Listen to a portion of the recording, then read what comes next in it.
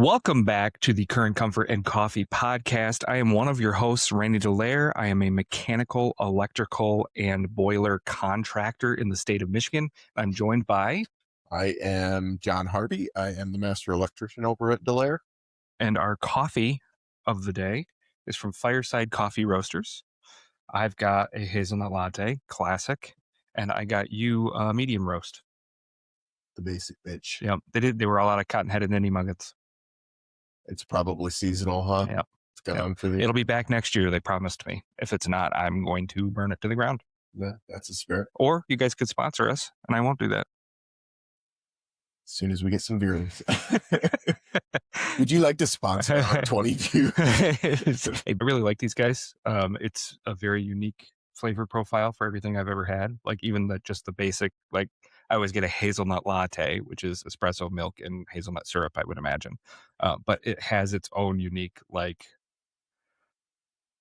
the roast is its own thing. And you could tell that they roast it right there. I got my wife a blonde roast because she wanted the cotton-headed ninny muggins. So I got her that for Christmas as like one of her small presents.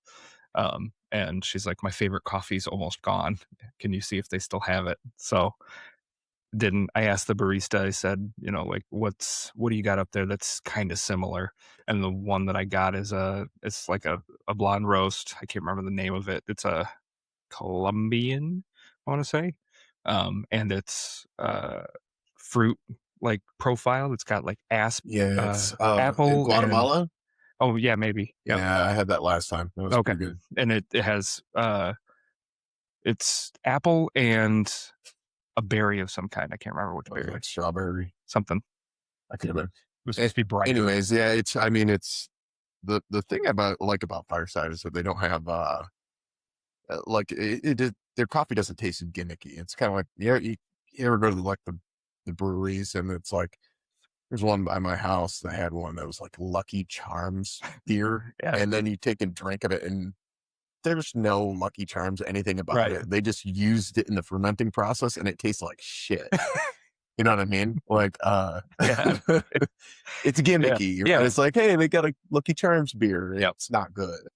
The roasts that they seem to come up with are actually good. Yeah, no, you can tell that they care. Well, I mean, even their fat heads has them in like science outfits with like goggles on and stuff, like lab coats. Yeah. And they're like, serious about their training, You could tell that that's kind of how they see it, is on the molecular level. What's this going to taste like, and that's pretty cool, rather than, like I make mead as one of my hobbies, and I can throw whatever the fuck I want in there. It does not mean it's going to taste good. There's a guy I follow on TikTok that I can't remember the name of his channel now. I'll try to remember to put it in the link in the description. But he makes mead out of all sorts of crazy stuff. Like he did a Mountain Dew one. It just looks like radioactive sludge, but apparently it's pretty good. Cause there's a lot of sugar in there. Sure. And that's what gets converted into alcohol. He said that it actually wasn't that bad. I obviously didn't taste it. It was a TikTok, but, yeah, he'll do that with all sorts of weird stuff. I tried to do it with root beer. It did not turn out very well. I didn't like it. Ugh. Yeah. I like root beer to start. Yeah. Well, I like root beer, but it was like a Kroger brand root beer that was about to expire and nobody wanted to drink it. And I was like, okay, I'll add some honey to it and turn it into alcohol. It was a fairly low proof, and it really wasn't that good. I drank maybe a bottle of it. One of those, well, you had some of my raspberry mead.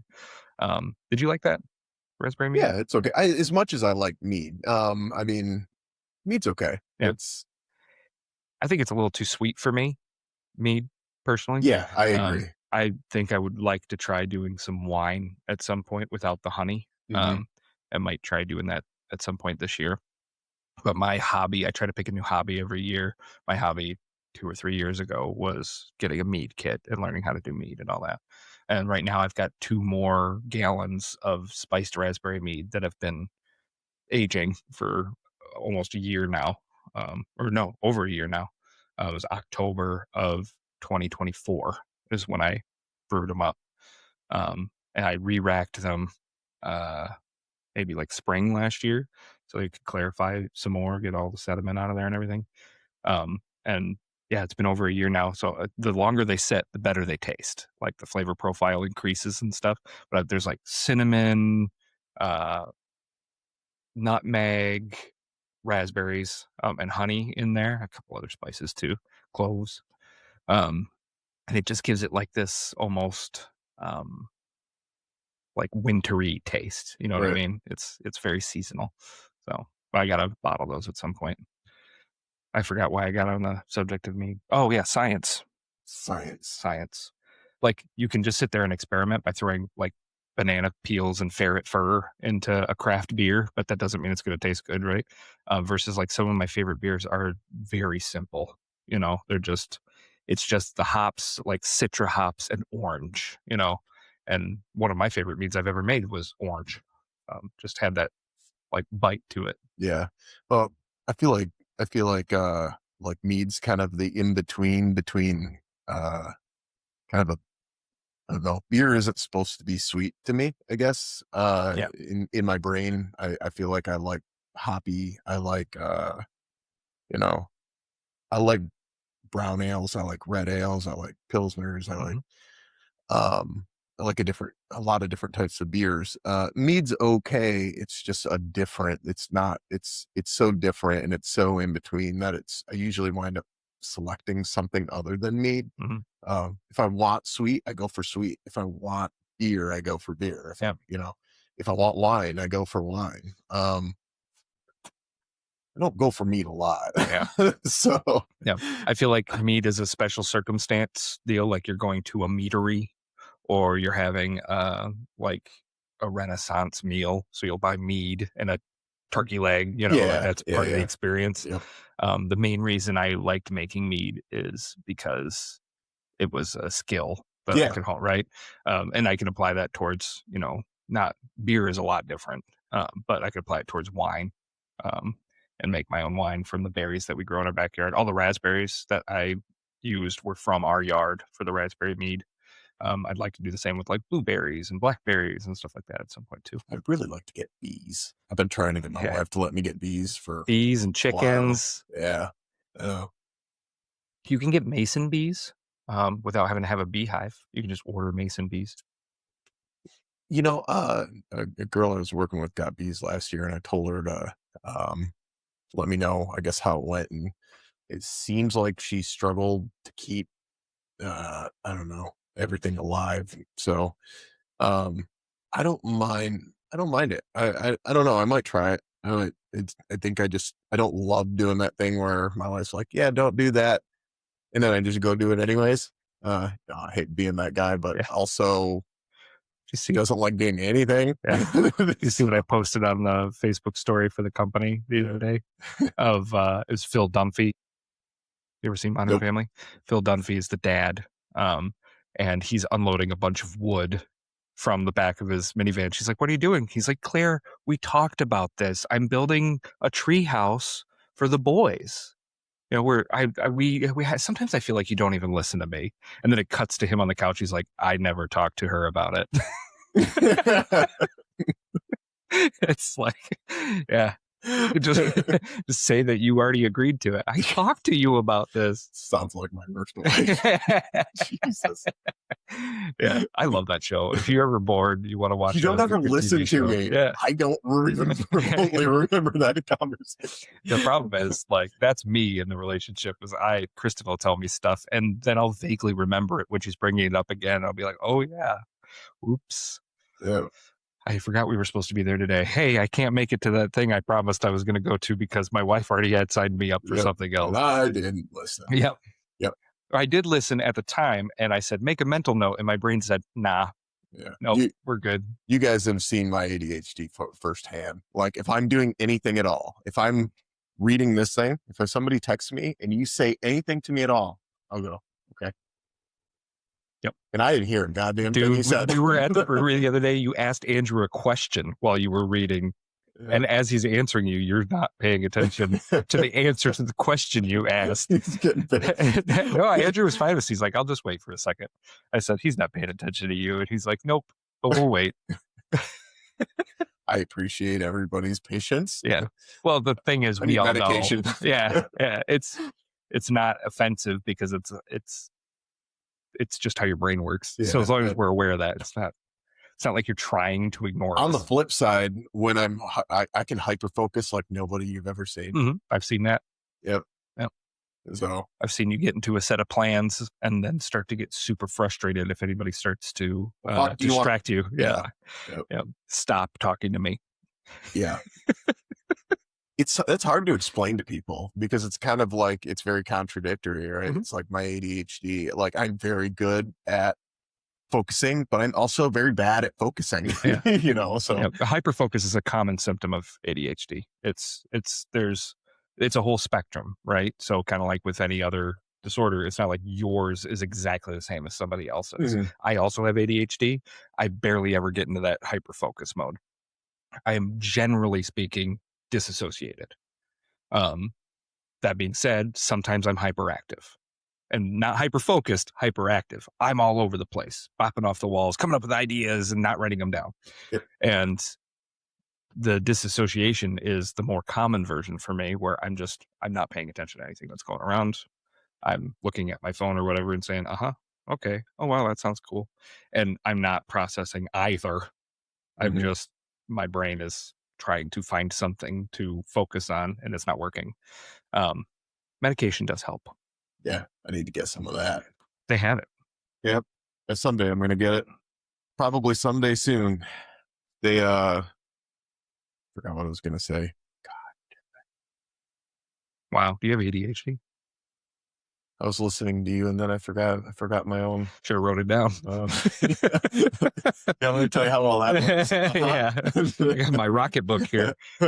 Yeah, it's been a benefit in my, I wonder how that ties into like personality types, because you and I have different personality types. I would argue that using the DISC profile, I don't know how familiar I'm more of like a coordinator. Like Mhm.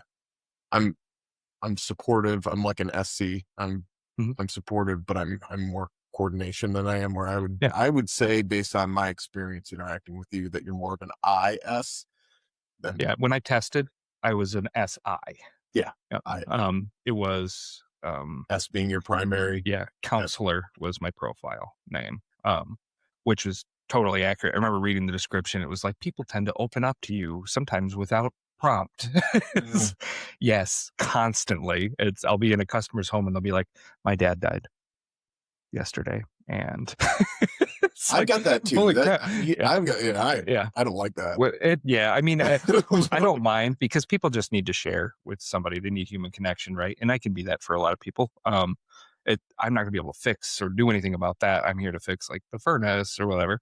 Um, but I'm not offended that people see me as a person that they can talk to and I confide in. I get it. I have to be in that mode. Yeah. Right? When I'm in the house with the customer, like usually this has always been my problem, kind of in the role I'm in now, in being a, like this last couple of weeks I've been, a field tech.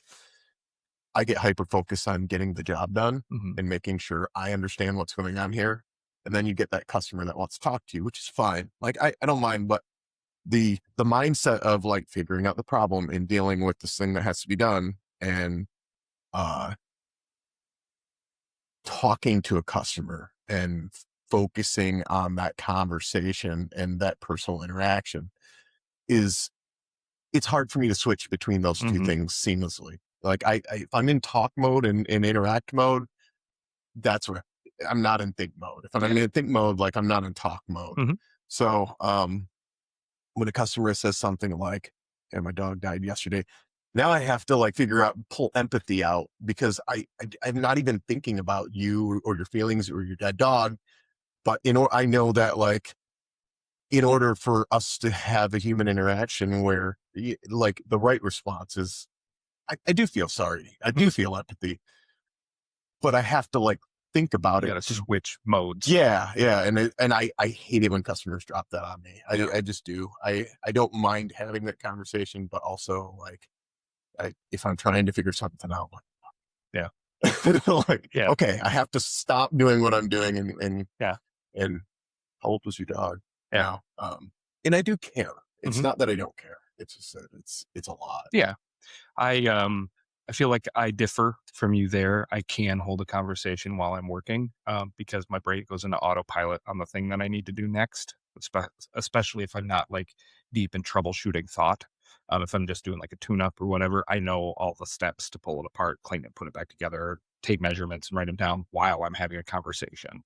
Um, if I'm ever in a spot where I can't do both, I will very clearly set my tools down and turn and look at the customer and make it very apparent that I'm not going to get anything done while we're talking. Yeah. And it's not to be like rude or anything. It's to make it obvious that if they want this fixed, they're going to have to give me a minute to work on that because I can't hold space for both. Yeah. But not in a way that's like, can you leave me alone? Because I don't Yeah. want to alienate anybody. I'm not mad that I've they never want to said talk to that, me. but I've come close and I've thought about it many times. Yeah. So, Yeah. There's been plenty of customers that like, hey, I don't know yet. I'm going to have to take a minute and diagnose this here first. You want me to come get you when I figure out what's going on, making it very apparent, like I'm going to work on this now. Do you want me to go to you where you're going to be, which is not here? Or would you like to watch me diagnose it? I'll clarify what they want. Because a lot of people do want to sit there and watch and ask questions and stuff. I don't mind answering questions. Our number one core value is teaching. Yeah. I'll show them how to do the whole tune up if that's what they want, Yep. But like, I can't have a deep conversation with somebody about who their husband was as a person back No. before he died. And he Um, used to work on this. He used to take care of all this stuff. That's why I always get is like, I'm just not mechanically minded. Well, that's why I'm here. That's why you called me. I'm here to take care of that I for can do you. the teaching part while I'm doing. Yeah. That's easy because my mind is thinking through the process as I'm doing. So the teaching part is easy. It's when I'm asked, when I feel like I have to be empathetic or I have to, again, like you just said, think about who their husband was Yeah. or why their kid who was a drug addict stole from them, or Yeah. you know what I mean? I got to hear that story the other day too. Yeah. I had a customer one time. I was with another technician who no longer works for us because of his lack of empathy. We were with a gentleman that he was supposed to go to Vietnam. He had gone down to Detroit because he had been drafted, and a bunch of his buddies were with him. He had they were going to get deployed, and he happened to be walking by a big wig that noticed his skill in something. I can't remember the whole story, but essentially he got picked out of the group of people that was supposed to go to Vietnam, and he got put at a desk here in Michigan to do something else. And he said, all of those guys died. It should have been me. And he started breaking down and crying. And I'm talking about like an 80-year-old man. He's still harboring all of this. We're done with this tune up, like we're upstairs. I just changed the batteries in his thermostat. And the technician I was with was like, we got to go, and I'm like, all right, I'll meet you out at the truck. And I sat there and I made myself emotionally available for that client because that's what he needed. And I wasn't billing for my time anymore. I was done with everything that I was doing, and he just needed somebody to divulge this to. I don't know why it was me, but I'm not going to deny him that because I'm only here to do one job and I got to go. But you could just see the difference between the way that I would handle that situation and the way that this other technician would handle that situation, which was, I got to go. This is none of my business. And then afterwards, he was talking mad shit. He's like, I don't know why he's dumping all that on us. It's like he just needs a friend. He's an old man that lives by himself that is traumatized because he lost all of his buddies, and he feels guilty that he didn't go. Yeah. Like, it has nothing to do with me. I don't have to hold emotional space for it for the rest of my life. I feel like emotional availability in the trades is not really a thing. I know. You know what I mean? It's sad because we're there charging for something that is like the most expensive stuff in your home, right? Most of the decisions that people make about the equipment that's in their house is actually an emotional decision, not just a financial one. Like, they need to make sure that they trust the person that's in their home quoting them for it. They need to make sure that that person knows what they're talking about. And then they need to feel like they can understand the situation so they can make an informed decision. If some guy comes in and just says, you need a new furnace, here's how much it'll be, and then walks away, that doesn't give them any sort of confidence or anything, and they just feel like they're at a loss. That now they've got to Google it, they've got to ask a friend, they got to whatever. Versus you come into a person's house and you show them that you actually care about their livelihood, about their comfort. You're there to help them solve a problem. They called you to help, right? They could have called anybody else to come sell them a furnace, but they called you to help. So now I get to explain to them exactly what's going on and give them some options. Like, we can put in a furnace like the one that you have. We can just replace the part that's there, or we can upgrade it to a new furnace. It's not my decision how they spend their money. It's my job to explain what's happening and what their options are to fix it. And I think people just appreciate that. You know what I mean? Yeah. I think I've gotten more sales with empathy than I ever did with sales tactics, trying to drop prices and I'll do it for you for this price. Like, I don't need to sit at a kitchen table and talk somebody into it. I'm a technician. I've made it into their house because they need help. They didn't call a salesman, and that's my biggest problem with all the sales technician um, listings that are on Indeed right now is they're hiring service technicians with one goal: sell something while you're there. Yeah. That's invading. I mean, really, that's invading everything. I mean, even doctors, I feel like at this point are becoming sales. Yeah. It's like, here's this thing that, But have you tried Prevacid? Yeah. I was talking to a friend of mine who told me that she had been prescribed GL1 medications, and it's like, she did not need GL1. It's like, why? It's a weight loss drug. Yeah. It's like Ozempic or whatever. And I'm like, why? She's like, I don't know. The doctor seemed insistent. I'm like, that's absurd. Yeah. Like, doctors of all people. But anyways, have you considered a nutritionist? I digress. I mean, I come from the construction side where that, like, sales isn't a thing. Yeah. You know what I mean? So like, I'm very used to the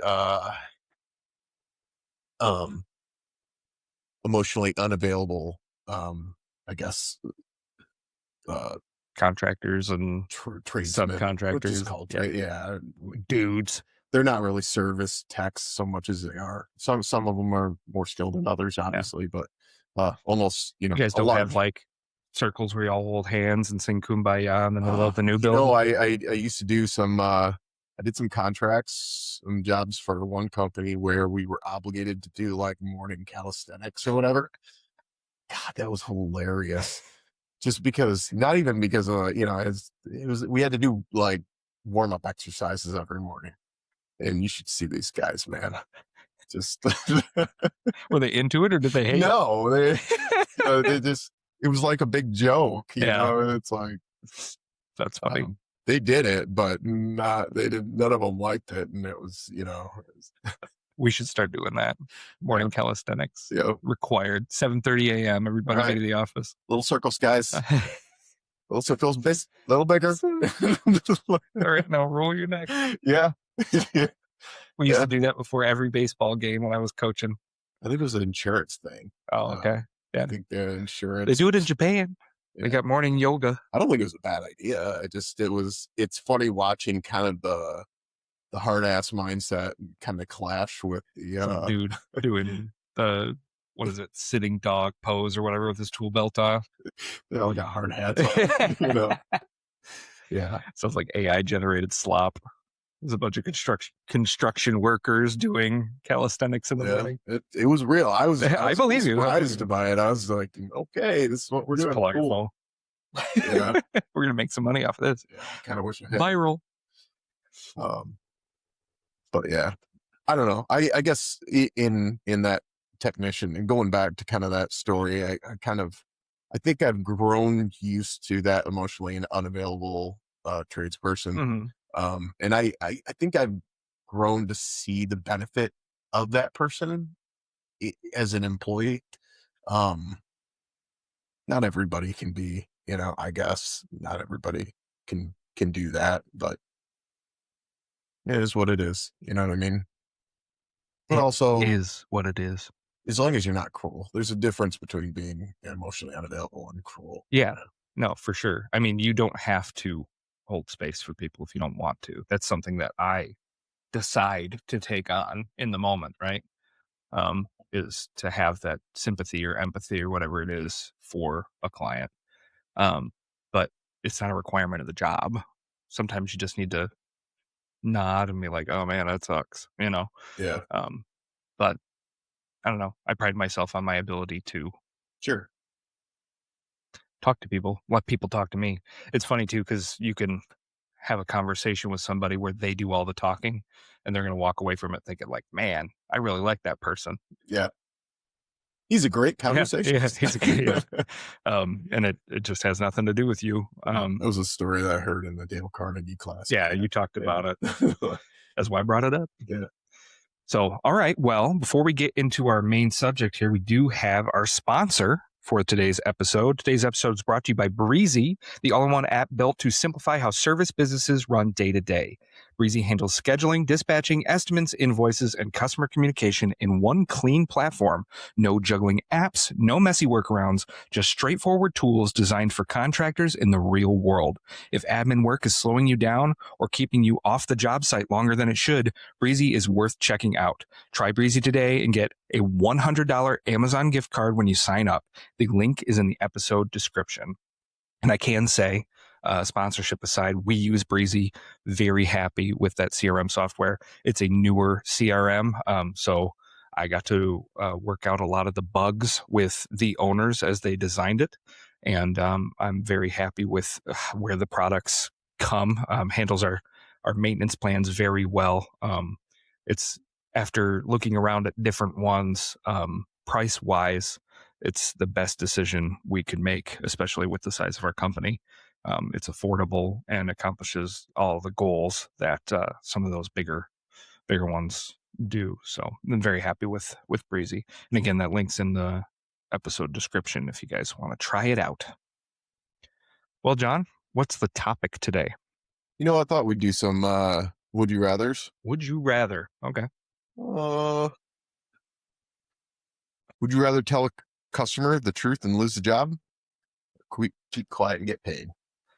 Truth and lose the job. Yep. If I kept quiet, that would be something terrible would happen and it wouldn't be quiet for long. There's not much in my trade that heating and cooling specifically that I can think of that I would want to hide from the client. Anything that I'd come across that would be worthy of notifying the customer about is either a job stopper or a code violation, and I can't have either of those, right? Yeah. If the job can't go the way that it was originally quoted, I need to let the client know that. And if I can't meet minimum code requirements, then I can't have it inspected, which puts my license in jeopardy. So I can't say that either. What about, I guess let me push back on that a little bit. Sure. Hit me with it. What about the gray area, right? Like I guess I can only refer to my trade, right? Sure. Electrical panels we don't really do maintenance on. I Mhm. mean, you can have an electrical panel for 50 years easy. I've seen older than that. I can always recommend a panel upgrade, but the truth of the matter in a lot of instances is that you could probably change this in 10 years when you do have the money and be fine. Yeah. Um, I feel like a I think- panel upgrade is an option unless it's an emergency, right? yeah, I need more amps or it's actively melting. but not right out like lying, right? Yeah. I mean, but sometimes I think I omit the part of just you could wait 10 years. I'm not going to talk the customer off the ledge, Right. because it's I mean it's not. I mean, ultimately, at you're the end there of the day. to provide. Yeah, right. We got to stay in business too. Yeah, yeah. So I mean, but your advice is that you should replace this. I mean, you might technically be able to wait, but you say 10 years, maybe 5 Yeah. is more appropriate. Like we do have financing available if you want the peace of mind. Yeah. I don't know too much about the electrical side, but I feel like I run into similar circumstances with furnaces, where I come across issues that aren't quite there yet. Yep. I don't recommend specifically. I never come upstairs and say, you're going to have to get a new furnace because that's just not true in circumstances like that. Sometimes it is. Right. And that's when I would say that. But for the most part, if say like the exhaust motor's making some bearing whine or whatever, I'm not going to tell them they have to replace that. I'm going to say, I oiled it today. It might last you the rest of the season. It might stop next week. I don't know, but I know that the bearings are failing. Here's the price on a new one if you'd like me to do it right now. That price won't change for 90 days. If you want to write it out, you totally can. I always provide options. I don't know how you could transpose that to electrical, I but think, well, like, I think you and I are on the same page Mhm. when it comes to that. I think, a good example would be like your corroded lugs, like one of Mhm. our customers had. Sometimes it's a problem right now. Sometimes it's not, but the corrosion obviously adds, a level of resistance, which also creates heat, which can become a problem in the future. And I think that's how I've always approached mine Yeah. as well, is like, it doesn't have to replace it today, but I strongly recommend doing it soon, Yep. or this is a Federal Pacific panel. I've had customers, I have a friend of the family who has a Federal Pacific, and their microwave and their, is on with their kitchen plugs, and they trip breakers all the time. And I've said to them, hey, these are known for not tripping and catching fire. Yep. And you're telling me you have breakers that are tripping in there. Like, that's like those two things, you Mhm. really should change this. And the response I feel like I kind of get from more so the husband than the wife is like, yeah, yeah. I'm trying to sell them something and I'm not. Right. Like, I'm telling you, you should probably, like, Just Google it. yeah, Yeah. like, you should look it up. And that, Anytime I see a Federal Pacific panel, I specifically say that. You yeah, can Google that panel and you'll see that there's a fire hazard. I'm not trying to upsell you on anything. We had one that Andrew was out at, that the blower motor was overamping, and we thought that that was the reason it was tripping the breaker. So we replaced the blower motor. And even though now the amp draw was within spec, it was still tripping the breaker. So then Andrew quoted him to replace the panel, and the customer's upset. He's like, well, first it was, my blower, and now it's my panel. I feel like yeah, you're just trying to sell me stuff. And because of the circumstances, it made it look like it was just this big sales thing. yeah, I'll give you the money back for the blower that was, not misdiagnosed. It was overamping, yeah, and we recommended replacing it. It should have been replaced anyway because it was out of spec. But that obviously wasn't the main problem he was yeah, having. And it was a Federal Pacific panel. I'm like, just so you know, these are likely, and this is all in a Google review response because he had rated us so low.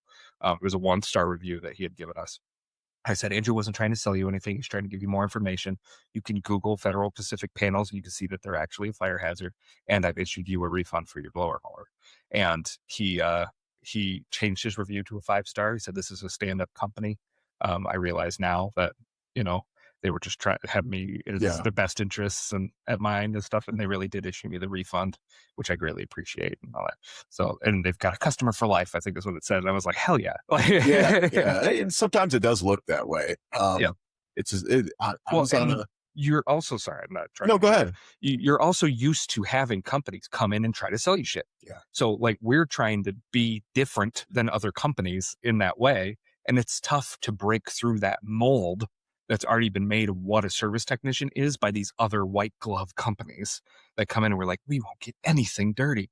Everything about my job is dirty. I'm gonna put on boot covers and put down tarps and shit, but, like, I'm not gonna come in here and, like, "Oh, you need a new furnace," you know? I'm going to come in with some wrenches. I'm going to try to get that shit fixed. And if I can't get that shit fixed, I'm going to tell you what a price is on a new one or what the repair is or whatever. And it's much more down to earth. I wear a plaid shirt and suspenders, like yeah, I'm there to solve your problems. I'm not there to sell you anything. And people aren't used to that. They don't see it that way. And unless they're the type of people that normally go to the mom and pop garage to get their car fixed, or have a buddy fix their furnace. They're used to that then. mhm, But most of the time, you call a local company, it's actually owned by private equity, and those people are trained to leave that house with money. yep. I was in the house the other day. Well, wasn't working, and the guy just quoted him $1,200 and said it's a bad breaker, and then he left. And she hands me the quote. She's like, yeah, I said, I'll come out for our normal service rate. It's like, take a look, and then I'll let you know. And she hands me the quote, and I'm like, okay, what did he say it was? She said he said it was a breaker, or the power wasn't right or something. I'm like, okay, so what's the $1,200 for? I don't know. Well, he didn't tell you like what they're going to do, or what, how they're going to resolve the problem, like, or they don't, they do, they come out, they have no idea what they're doing. They don't know what the problem is. They aren't going to look. Yeah. They're just like, here's $1,200. It almost seems like a fuck you price. Like, I'm not going to take care of this for you. Find somebody else. And I've given out prices for jobs I don't want to do. If you're that one in particular, so I went down in the crawl space. It's flooded with water. I'm walking through, 5 inches of water easily, and it gets deeper. And the pressure switch for that well is it's facing the other direction. So I actually have to go under the pipes, come up from the backside in order to fix it or check it or diagnose it, do anything. So I'm like, work on a 220 volt switch while covered in water. Yeah. While standing, right. And like, that is not safe. And I said that too. I said, it's not safe for me to go back there. Like, I'm not going back there. What I will do is I'll open the panel, I'll take a look, see what I can't troubleshoot the switch, but I'll look in the panel, see if I find anything goofy. So I did. I opened the panel. I tested one contact to ground on that breaker, 120, other one, 120, contact, and I was getting like 0.10 volts, like something, like there was no voltage coming out. And I'm like, should add 220. Yeah. Well, I had 120 on both, but for some reason, like between the two phases, it was showing nothing. So I said, your voltage is not right. There's something going on. Seems like something that the previous technician could have diagnosed by pulling out a meter. Well, yeah. Also, if you took the panel cover off, you could see that there is 2 sets of wires attached to that breaker. There was the dryer and there was the well. Okay. So when I removed the dryer from the well, all the voltage came back. Oh, well turned on, everything, water come back to the house. It was that simple. Just taking it out. Was it like back feeding through the dryer or something? I wish I could tell you the exact science of what was happening.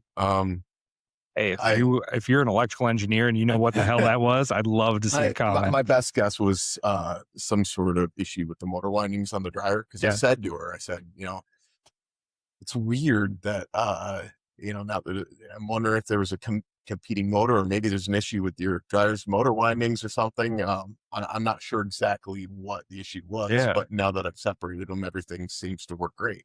There's no issues. And she said, I said, I hope, hopefully your dryer doesn't go bad, or is it going bad? And she's like, yeah, I hope not. And I got a call on Friday. Dryer's not working. Hey, the dryer's not working. And I was like, yeah. That's probably why the well wasn't working. It runs, but the heater, it doesn't heat anything. It was electric dryer. So I wonder if the short was through the element then instead of the motor. It may have been. And there might have been something going on, because motors are inductive. You know what I mean? They things happen inside those motors, or something may have happened. Freaking magnets. Yeah. They work. So I don't know what the exact problem was, but what I could tell you was I didn't have the voltage that was needed to generate power coming off that breaker. So, and then once you removed the dryer, you did. Yeah. That's crazy. Yeah. Did you refer her to Genesee Appliance Repair? No, she had already bought one by the time she reached out. She wanted to let you know. Well, I'm surprised she didn't reach out before. Still cheaper than $1,200. Well, I was like, you probably should have called me beforehand so I could make sure that it wasn't the circuit the dryer was on. Yeah. Because I took the well off of that. Maybe it was, it could have been a breaker. I don't know what it was. She wanted a new dryer anyway. Probably. Yeah. Who doesn't? I want a new dryer. Yeah. Have you seen those washer dryer combos? Yeah, there's no way in God's green earth I would buy one. Yeah, no, it's just like too much. I bought the high efficiency ones. Yeah, I bought one years ago, and about 3 years later, the board went bad, and I went to buy a part, or I went to get the part, and they're like, "Yeah, that board's like $500. Might as well just buy a new one." I was like, I'm buying another one, it won't have a board. Yeah. It'll have, Yep. I know how to change a switch, Yep. you know. My Maytags are like basic, and they're the big ass load ones because I always overload my washer and dryer. So I'm pretty sure I broke one of the shocks on the washer for this cycle. I've had them for like 7 or 8 years now. They had a 10-year motor warranty too. So it's like, I'm getting the cheap ones with a 10-year motor warranty. The Hell boards yeah. are how they get you, though. Yeah. I mean, you can change a solenoid, you can change a pump, you can change, you know, any of the pieces in a washer, dryer, belt. Wonder what it would take to repair a board. Like capacitor go bad on it? What's causing the board? Yeah. Not my wheelhouse, man. Yeah. I watch enough YouTube videos about like electronics restoration to be dangerous. Probably melt the board testing it. Yeah. Well, I think we sufficiently answered that. Would you rather? Yeah. Let's go for a fun one. Would you rather fight one horse-sized duck than 100 duck-sized horses? It's funny because I've heard this one before. When you said it the last time, I had heard this before, and I'm gonna say a horse-sized duck. Does it have to be fisticuffs, or could I like use a sword to just chop its head off? Feel like in all fairness, it has to be fisticuffs. Okay. So I mean, if it was 100 duck-sized horses, all I could do is just kick them all, but there'd be 100 of them. You could stomp them, you know. They would stomp me. There'd be 100 of them. It's true. Imagine 100 horses that are this big. Yeah, or like a bunch trampling you, like a kindergarten class, like 105-year-olds. Yeah, I don't know. I think I'd have better luck fighting the one large creature than I would 100 small creatures. I think I'd get overwhelmed with the 100 small creatures, especially if I had no weapons. If I was allowed to use my AR, I could take on the horses. Would you rather have a clown car horn every time you start your truck, or a loud boot squeaking forever? Clown car horn. Same. Yep. What? That's a huge pet peeve of mine. Is if I'm walking through freshly waxed areas, my boots are like a little wet. I was at Meijer the other day with Kristen, and I was twisting my feet. Oh no, we were at VG's. And I was twisting. She's like, "Stop it!" I'm like, "Nope." Just got to. It's activating my ADHD. Yeah. She's like, "You're doing that on purpose." I'm like, "No, I'm not." Are you going to answer any of these? No. Would you rather have elevator music follow you everywhere or narrate your thoughts out loud?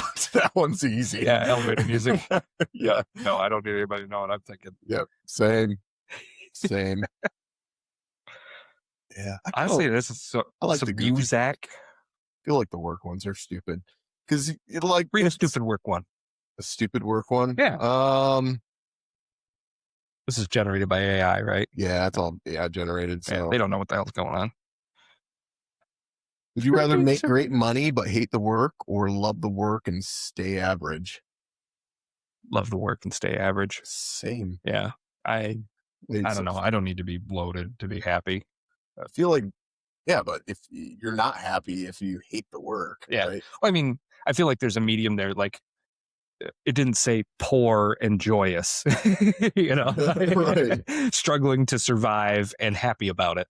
I feel like, you know, as long as I'm comfortable, my family's taken care of, there's a balance there, right? Some of the best memories I have are when I was poor. Yeah. I remember when, when I got divorced and I didn't have a trade at the time, part of the way we had to eat was cooking our own food. So I learned to make good pizza dough. Mm-hmm. I learned how to make stuff with flour. And I remember my son being, I think he was like 3 or 4, and like a Friday night making pizza together was, what do you want on your pizza? I remember he told me strawberries, and he just threw stuff out there, and I was like, okay, let's do it. And we made strawberry pizza, or pizza with strawberries on it, and it was okay, I guess, but yeah, a little bit of sweet. Yeah, money does not equal happiness. Yeah, and I feel like a lot of people fall into that. Yeah. Well, I mean, look at billionaires right now; they can't get enough, and they're still not happy. Yeah, let's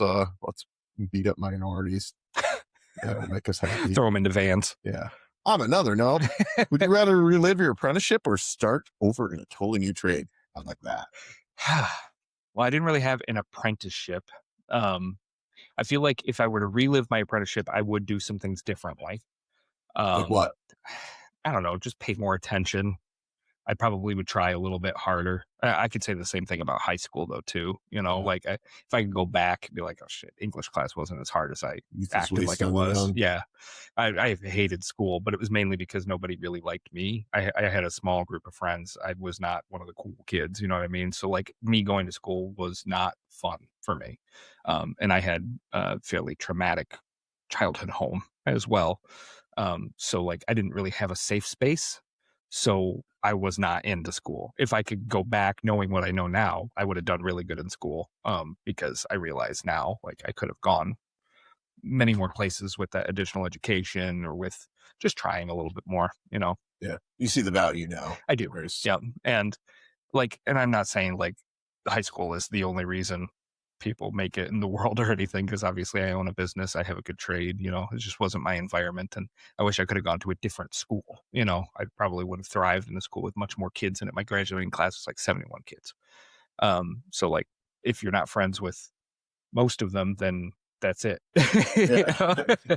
um, so yeah, I didn't really, I don't know. Throughout, I consider that like the same period of my life because I was 17 when I started in the trades. I started sweeping the floors at Holland Heating and Cooling when it was summer before my senior year. And that's because I wanted to get a job so I could get out of my household. That was the whole reason I wanted a job, was so I could be self-sufficient and go be out on my own. Yep. Um, and I didn't have like the skills or abilities to run a household on my own. Like I didn't even know how to do my own laundry yet. I didn't know how to cook. I didn't know how to do any of those things. I had to figure that stuff out on my own once I did finally move out. And I wish that I would have put more work into my success at that young age instead of like getting married and buying a house really young when I already had a kid. And like that I had a lot of stressors on top of me in that part of my life that really a 20-year-old should not. um and it was a push from multiple sides to like follow this like white picket fence mentality of what your life's supposed to look like. Hmm. And I had no idea how to budget. Like I didn't know any of that stuff. So, like looking back, I wish I could probably do some things different. But also, I feel like if I had been afforded the opportunity, there's a ton of different trades that I could have gone into that I might enjoy even more than I enjoy HVAC. Like, I feel like I probably would make a really good electrician if I had started doing it. And like, I can start it now. But Hmm. if I had started doing it when I was younger, I might be running job sites today. You know what I mean? Or have my own. Oh, wait, I do own an electrical company. Nice. Um, so I feel like I could go either direction with the answer to that. Um, but if I'm being completely honest, I wish there was a third option, which was if you could change nothing, would you change nothing? And that's probably where I'd be right now. I think that was one of the options. Yeah. You could just say no. Yep. I don't. Yeah. I don't think that going back in time, because I'm happy with who I am today and what I have Sure. today. Yeah.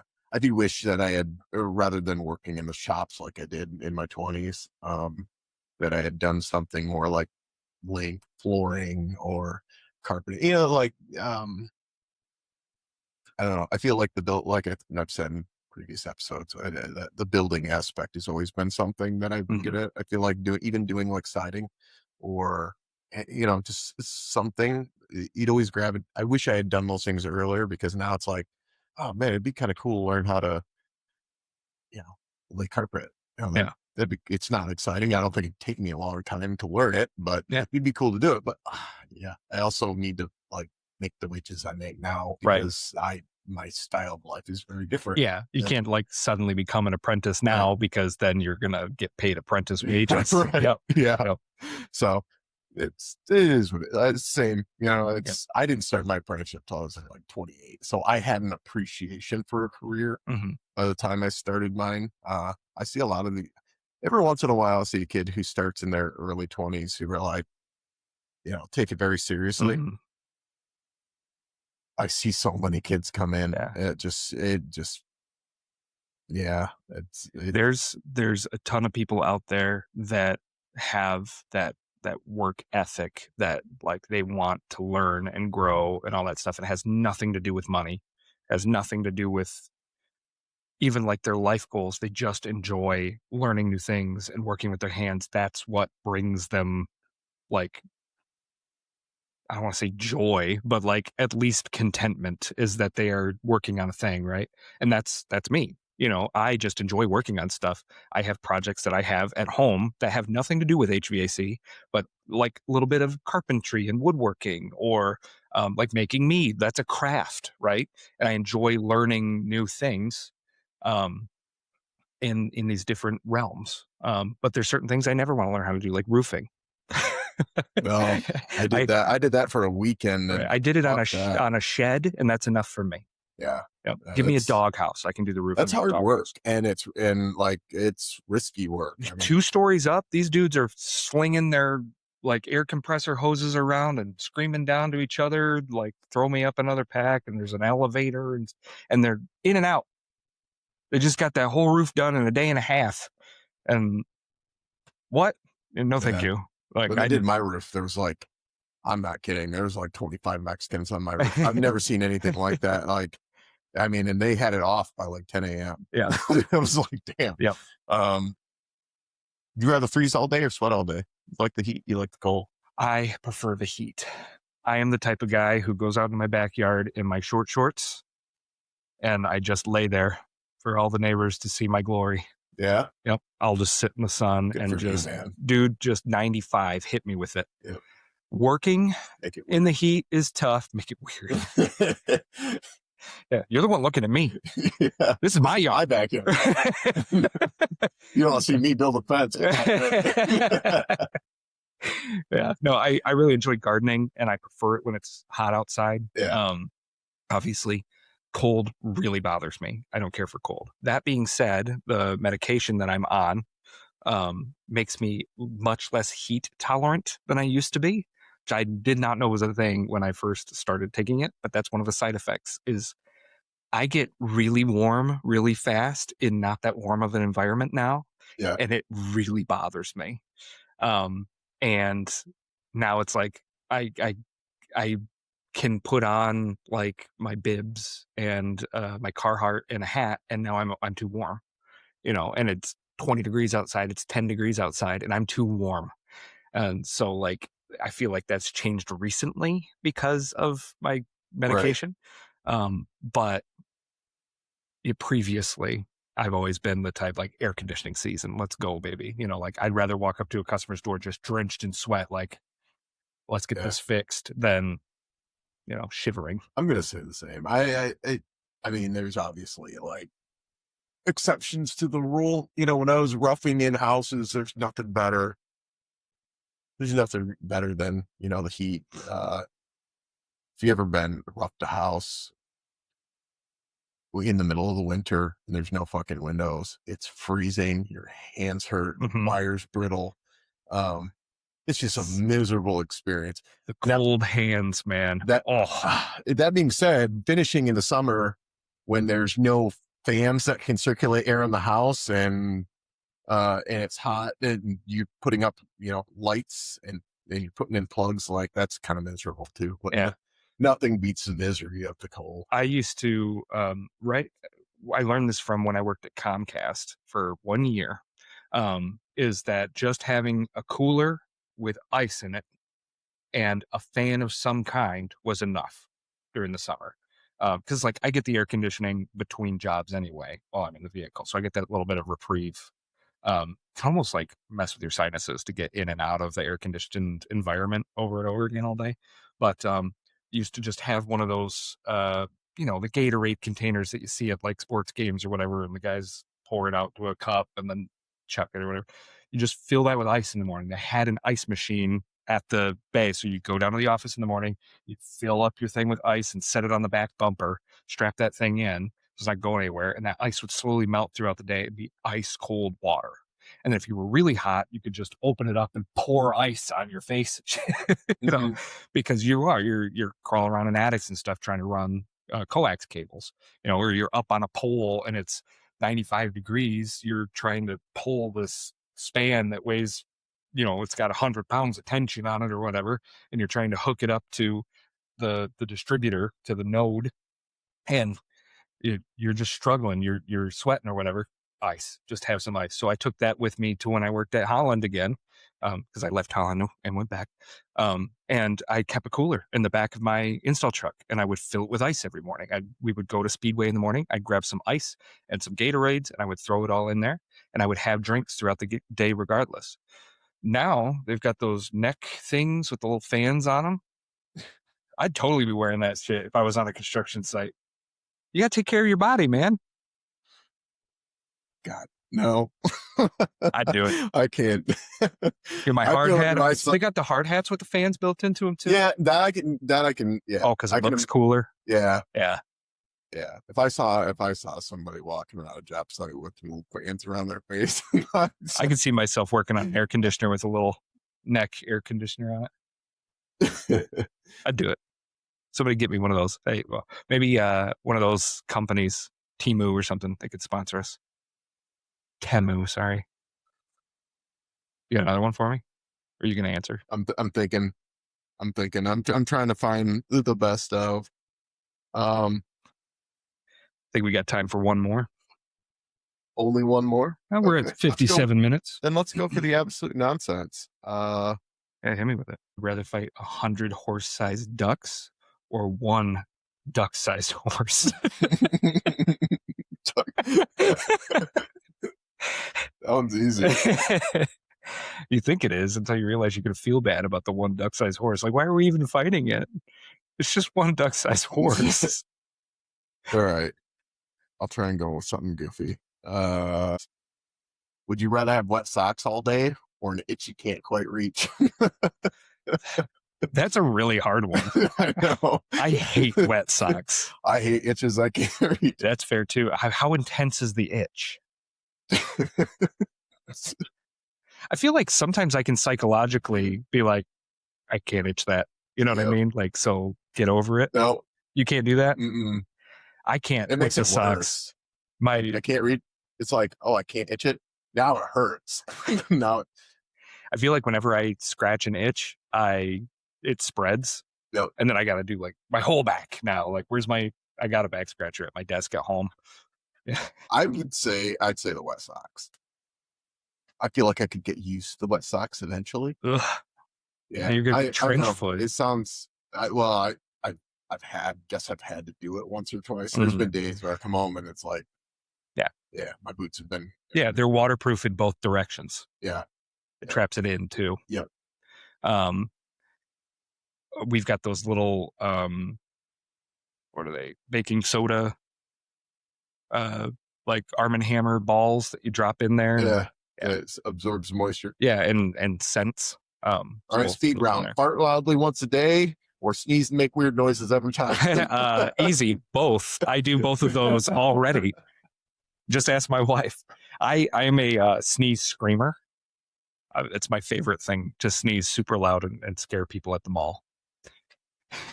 Give me some funny rapid fire ones. Let's do some rapid fire. Okay. Are you going to answer them too or what? You're just asking me. There we go. You didn't answer the fart or sneeze one. Which would you rather do? One really good fart or a really... I feel like a lot of my answers are the same as yours. What gets me about the fart is that it says at random times. Like usually I get to pick my loud fart time. Yeah, that's true. I'll hold the fart in for a couple hours. But if it was at a random time, I mean, there's some really bad times. Yeah. I'd rather sneeze, I guess. Than I'll take this. Funeral. All right, you want to give me the rapid fire? I can. You want me to get There you go. All right. Funny rapid fire. Would you rather? They might not all be good just because they're all right. They are not vetted. Would you prefer your coffee too hot or already cold? Already cold. That was easy. The second one is wet socks or sweaty crack. I will have both no matter what. Drop your phone in water or crack the screen. Crack the screen. Yeah, I'd rather drop my phone in water because it's waterproof. Oh shit! Yeah. See, I'm not good at. I already have a cracked back on my neck, my back. Stuck in traffic or stuck in a meeting. Stuck in a meeting. Really? Oh, I got road rage like you wouldn't believe. Oh, really? Yeah. I just turn on a podcast and relax, just vibe. I experience the universe whether I'm in traffic or not. I want to go home. I want to go home. Wanna I don't go want to home. fucking sit here all day. Just click your heels, man. All right. Loud stomach growl or silent but deadly fart. Silent but deadly fart. Okay. Step on a Lego or bang your shin. Lego. Really? I feel like I can get banging my shins. Yeah, I feel like I'd rather. Yeah, I always hit mine on my hitch. Yeah, my truck. Kristen always nails hers too. I motherfuck like nobody you've ever believed. Forget your wallet or forget your phone. Wallet. My phone has some of the cards on it, so I think it works. That's fair. And then you could still talk to somebody. Mm-hmm. Burp mid-sentence or hiccup nonstop. Burp mid-sentence. Yeah, that's a dumb one. That's obvious. Yeah. Obviously, I'm going to pull a Rick Sanchez. Spill coffee on your shirt or grease on your pants. Grease on my pants. Same. I'd rather have. Yeah. I get crap. If I'm doing something with grease, I plan to get my pants. Yeah. So. Smell like onions or sound like you're sick. Sound like I'm sick. You'd rather sound like you're sick than smell bad? Yeah. Okay. What if I like the smell of onions? Why do people not like the smell of onions? I guess usually it's more of like human smells like it. Yeah. Armpit onion. Smell like stinky bacteria or sound like you are stinky bacteria. Is that real? No, that's the smell like onions. Bacteria are what make most of our body odor. Oh, now you know. Text the wrong person or reply all. Ooh, that's a good one. Text the wrong person. Yeah, I've done the text the wrong person before, and it's embarrassing. I had a guy respond or send me a text telling me what lazy fucks all the other employees are, and it was in a group text with all the other employees. Ooh, man, dude, I felt my stomach drop when I read it. I'm like, ooh, we're gonna have some job site drama today. If you can't say something nice, don't say anything at all. Yeah. Sneeze while holding a drink or cough while chewing. Sneeze while holding a drink. What? Like, does that mean you're going to spill it because you sneezed? I don't know, but I don't want to cough while I'm chewing. I know that. Yeah, that's fair. Sometimes if you don't chew enough, you cough too. Bad haircut or bad sunglasses tan? Bad sunglasses tan. Yeah? Why? Because it looks like I've been on vacation. There you go. Is it bad sunglasses tan or is it just sunglasses tan? Bad sunglasses tan is like you wore heart-shaped sunglasses. Yeah. Chair squeak or shoe squeak? Chair squeak. Okay. I secretly like the shoe. It's like, the shoe squeak is like poking a canker sore with your tongue, right? It's like, but it secretly, if it's too much, I've never heard that comparison before. Poking a canker sore with your you ever get like a canker sore and you're like, why the hell am I poking this thing? Yeah, why am I making it worse? It's the same thing when you're walking through Walmart and you have the squeak in your shoe. In order to make it like a little less annoying, you just gotta like do it on purpose. Okay, so what about squeaky shoe versus squeaky cart? Squeaky shoe, I can control it, makes it better. Okay. I hate squeaky carts or the one with the loose wheel. Yeah. Yeah. Basically every one at Walmart. One eyebrow or no eyebrows?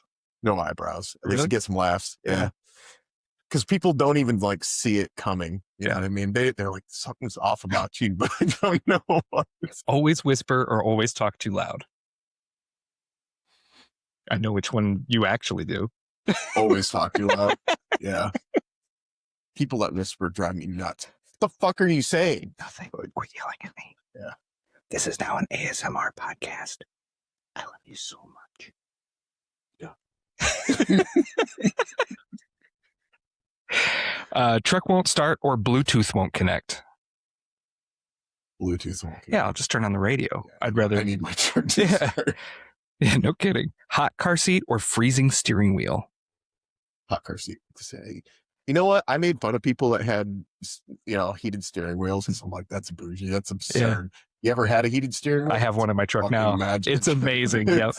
When I remote start my truck, if it's below a certain temperature outside, it automatically turns on the seat warmers and the steering wheel warmer. So I'll get in there. My butt's nice and warm. My hands are warm. It's really nice. Thanks, Chevy.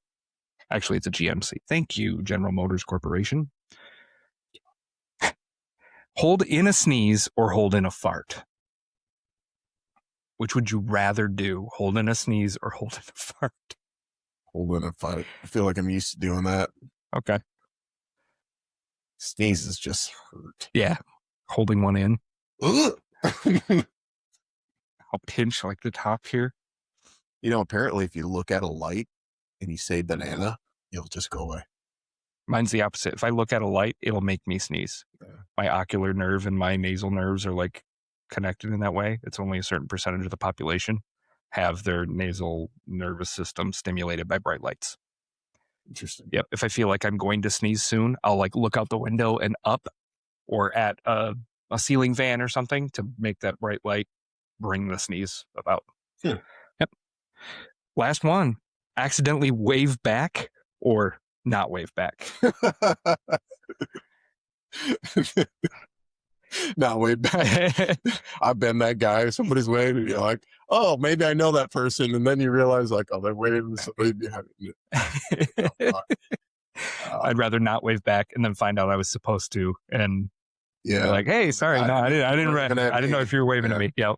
I've been the guy way that easier. waves at somebody, and you're like, oh God, I think it's hilarious when other people do it because I can empathize with that person. I'm like, everybody's done it. Yeah, everybody's done it. It's so bad. Yeah, it's one of those high school like nightmares. Yeah. Oh, she wasn't waving at me. All right. Well, that's the end of our segment here today. Is there any closing thoughts? Anything you want to talk about before we close out the episode, John? Not that really come to mind. Okay. We didn't get a whole lot of interaction last week, and I feel like that's one of my favorite things. Yeah. To do. Somebody comments and talk to them. Yeah, for sure. I feel like the format's kind of coming out too. First half hour of the podcast is us talking about whatever. And then the second half is the theme for the episode, which this week was Would You Rather?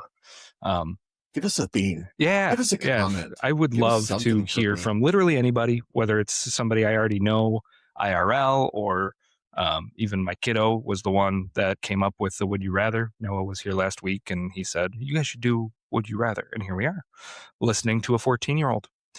And it worked. I had fun. It was a good podcast. Yeah, that was fun. Yep. So, all right. Well, thanks again for listening to the Current Comfort and Coffee podcast.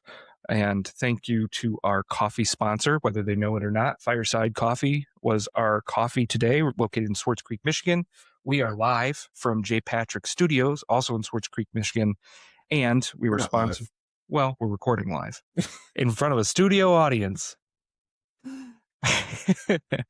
And our episode sponsor today was Breezy. You can go to getbreezyapp.com, or you can follow the link in the description to get a $100 Amazon gift card just for trying them out. Thank you again, and have a blessed day. Next week. Peace.